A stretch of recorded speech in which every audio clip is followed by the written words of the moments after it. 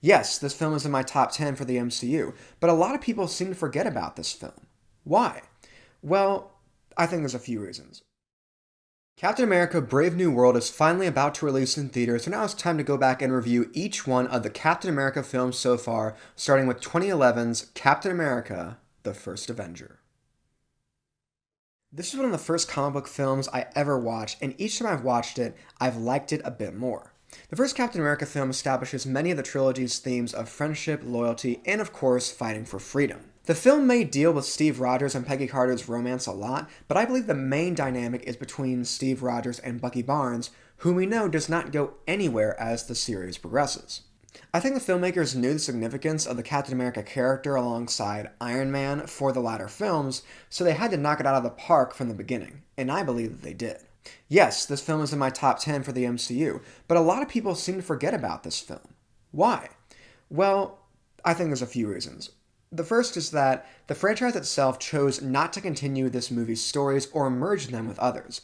The plotline with the Tesseract is the best example. Another example is the character of Red Skull. Though the character didn't technically die, per se, the MCU basically treated him like he was dead, as it didn't touch any of the latter material of the character from the comics. Also, the First Avenger, given its setting and how many of its characters are deceased by the time of the present films, it ends up being almost unrecognizable as an MCU film, especially rewatching it today. Despite this, everyone needs to go back and watch this movie. Yes, all of the Captain America films, for the new one that's coming out, but especially the First Avenger. The movie's first act does have a lot of exposition, but it properly sets up Steve Rogers as the antithesis to Johann Schmidt. And I'd like to take a little bit of time here to say that the character of Dr. Abraham Erskine, played by Stanley Tucci, he's a very minor character. He's only in the first act of this film, but he is a very, very good character. Tucci does a great job with all of his lines, and they really did a good job with this character, even though he is a very small character for the entire story.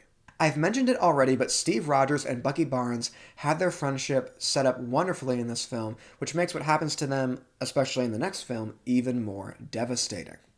The movie shows the workings of the U.S. Army and how it uses Captain America as a tool of propaganda, and how, even though Steve didn't really like being used like that, he took just a bit of it into his real work as the world's first superhero. Every action scene in this film works for me, even the montages, except for one part of the third act final fight that we'll get to in a second. I've said it before, and I'll say it again now, we needed more of Hugo Weaving as Dr. Johann Schmidt, aka Red Skull, in the MCU. Again, too many people do not talk about this character enough, as I think he's one of the best villains of the MCU, despite being criminally underutilized. The movie sets him up first as someone who has already gone too far down the path of power to the point of religious fanaticism. Now, his final fight with Captain America is the main stumbling block for the film. The movie has to get Captain America frozen so that he can wake up in the present, but to do that, it has him defeat Red Skull and then forces him to crash the Valkyrie while having a long, drawn-out, emotional conversation with Peggy over the radio. But I think a better way for them to have done this was to have the plane already going down as the two super soldiers are battling it out, and either have both of them crash and get frozen in time, or have Red Skull get transported out by the Tesseract like he does in the film. But even with this problem with the final moments of the character, the head of Hydra is a grim foreshadowing of the cosmic supervillains we have yet to meet. Captain America the First Avenger is a great comic book film that tragically is not given the credit that it is due.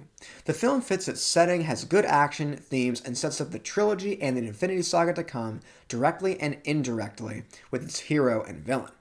The only problematic part of the film is its execution of its third act due to the necessity of getting the hero in the present day.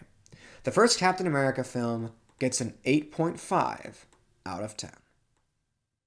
Hello everybody, welcome back to Movies with Michael. If you enjoyed this movie review, you can show it by leaving a like on this video and comment down below what you thought about this movie. Did you love it? Did you hate it? Or was it right there in between? You can tell me all that down below in the comments section.